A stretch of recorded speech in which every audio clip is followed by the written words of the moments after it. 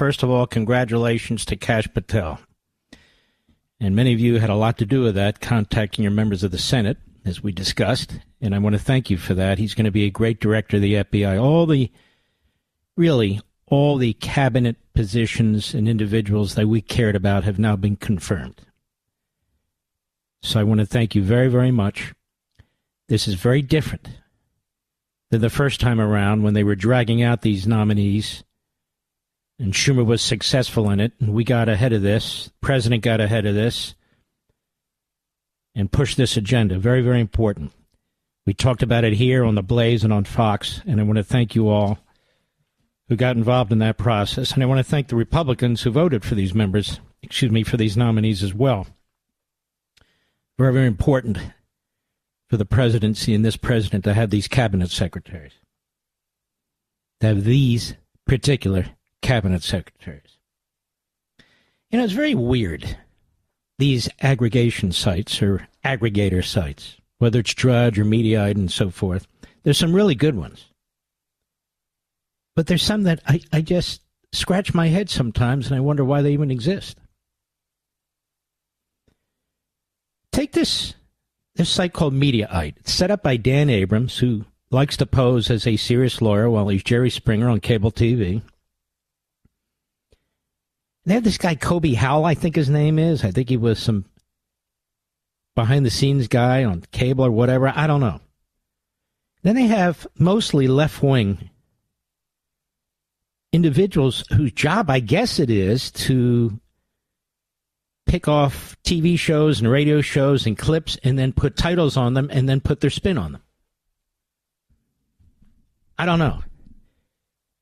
Everybody who listens to this program for years knows what I think about Putin and Russia. I've been behind this microphone almost 25 years. Putin's been the dictator of Russia for 24 years. Everybody knows what I think of Putin and Russia who listens to this program. Everybody knows what I think of Zelensky in Ukraine, especially since Russia invaded Ukraine. I haven't made it a secret. I talk about it all the time. All the time. Now, my position is not hidden. My position is not unknown. Some people love it. Some people hate it. That's the nature of the beast. And so yesterday when I said what my position was, and I went through it, and I talked about the poll numbers for Zelensky, I talked about the poll numbers for Putin, who started the war and so forth. It's a big headline at Mediaite, which absolutely hates Donald Trump and me, about how I am defying Donald Trump. This has nothing to do with Donald Trump. Defying Donald Trump? What does that even mean? I'm a broadcaster. I'm a writer. I'm probably the biggest, certainly one of the biggest supporters of this president. I have my views about Russia and Ukraine. And Donald Trump's views about Russia and Ukraine are not the same as the views as some of these people in podcasting and radio, on TV, who claim to speak for Donald Trump. Not officially, but they just project, they say, what he thinks. And they're often dead wrong. You know, the Democrats have tried to tie Putin to Trump. They're still trying to do it. And yet we have some real kooks from the Quincy Institute, funded by Soros and Koch, and just others, gadflies, who are trying to do the same thing in their own perverse way. Donald Trump is not tied to Putin. He's not Putin's sucker. He's not Putin's mouthpiece. He has certain views about certain things. And sometimes he's 10 steps ahead of us, as he has been in the Middle East and in other places too. So my views are my views.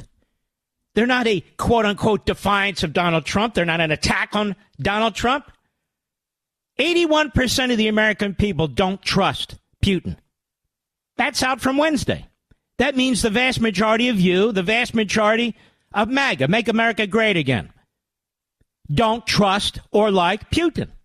They say 9% of the American people do. Now, 73% of Republicans do not. 93% of Democrats do not. But there's a 9%er group out there who I call Putinoids because it rhymes with hemorrhoids. It's not that they just oppose supporting Ukraine. It's that they have their heads up Putin's ass. That's the problem.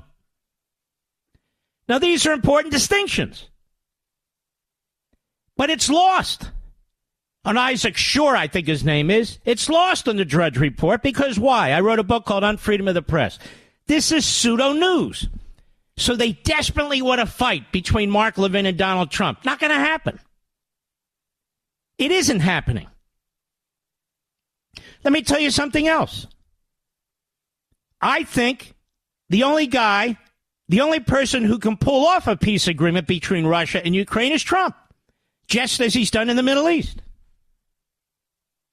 But I have my views about Ukraine and Russia. I have my views about a lot of things that don't always sync up with Ronald Reagan or Milton Friedman or Bill Buckley or Donald Trump. But the difference is we come at this from the same perspective. We love America. We're concerned about America's security. You know, big people, mature adults, they have discussions about these things. It doesn't mean it's personal. It doesn't even mean it has anything to do with Donald Trump. I gave my opinion. Now, when I said these Putinoids are un-American, they're dangerous, had nothing to do with Donald Trump. I couldn't have been more clear yesterday. You can go back on the Mark Levin show, which is where these guys went anyway, and listen to it. We put the audio of this show up a few hours after it's over. And go listen to it. I speak real English. Yeah, plain English. So even left-wing kooks looking for a fight can understand exactly what I'm saying. So these efforts, these efforts to bait hits, I guess they call it, right, Mr. Producer? At Mediocreite or at the Drudge Report, reject them completely. Now, I've also talked about Biden. Biden gave a lot of money to Ukraine and a lot of arms to Ukraine and a lot of restrictions to Ukraine. So Ukraine couldn't win. So Ukraine's fighting a war against Russia that can blow out its cities, that can blow out its energy systems, that can do horrendous damage to the people of Ukraine. But Ukraine cannot attack Russian cities. So Biden did to Ukraine what he was trying to do to Netanyahu and Israel. Supported them to a point, restrictions on the use of their weapons. Do not take out Iran. Do not take out Iran's nuclear sites.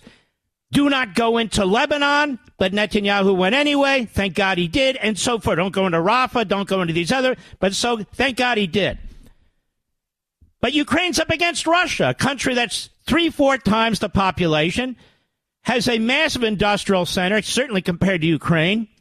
Ukraine's mostly an agricultural country. So I don't even understand what the controversy's about, because there is none. These are pseudo-events. This is an effort by pathetic sites to get clickbaits. Now, let me tell you something. I'll give you an example. The Mediaite, 2 stories. First one, conservative media should tell the unvarnished truth about Donald Trump's ghastly attacks on Ukraine. Same guy. Here's headline. Mark Levin defies Trump by backing Zelensky and trashing Putin. Bashes sick and un-American foreign policy. Aren't those headlines contradictory, Mr. Producer? First they say, Mark and others should tell the unvarnished truth about Donald Trump's ghastly attacks on Ukraine. The next story is, Mark Levin defies Trump by backing Zelensky and trashing Putin. So which one is it? Which one is it? They don't even know which one it is because they're stupid. That's why they work at Mediaite, and that's why they're aggregators, and that's why they steal content from somebody else, put their own headlines on it, which are so misleading, and do what they do.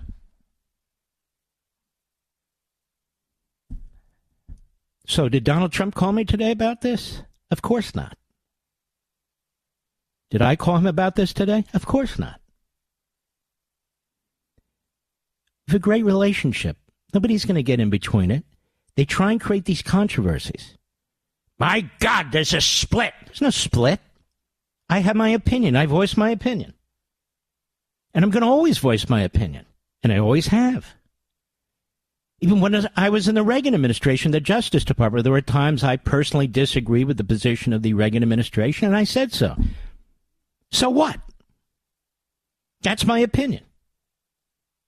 I will back up my opinion. I will explain my opinion. Nothing's changed. Nothing's changed at all. I have a lot of faith in President Trump that he knows what he's doing. A lot of faith that he knows what he's doing. This is just the first act in a multi-act event. That's what it is. He's not a double talk diplomat. He tells exactly what he's thinking. He's also very strategic about the things he says. Maybe he believes Zelensky's too dug in and he's trying to loosen him up. I have no idea. None. No idea at all. But the facts are the facts about who Putin is, what he is, the people he's murdered people who challenged him in elections, has never had a fair election. He's responsible for 500,000 deaths along with Assad, his buddy, in Syria. And we can go on and on and on.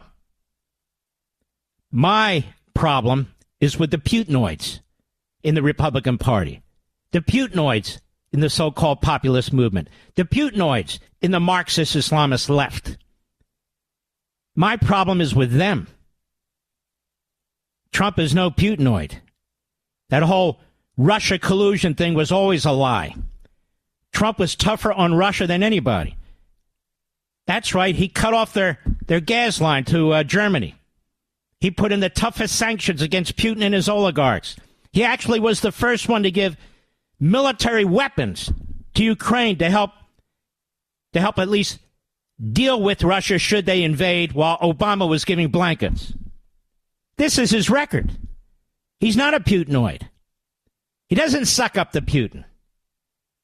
He's trying to do what he said he wants to do, bring peace to the region. And he'll do it his way, and strategically he's absolutely brilliant. And I will continue to give my opinion about Putin, about Zelensky, about Ukraine, and about Russia.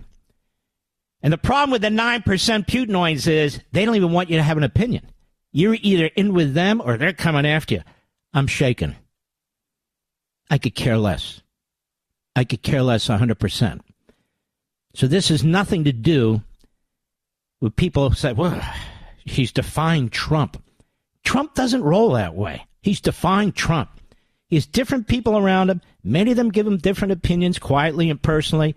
That's what he does. I'm not an advisor unless he asks me a question, which he does from time to time, not on this. And that's the way it is. There's nothing else to it. There's nothing controversial. And Mediaite, you owe me an apology, and Drudge. I don't even think Drudge runs that crap anymore over there at the Drudge Report. I just don't think so.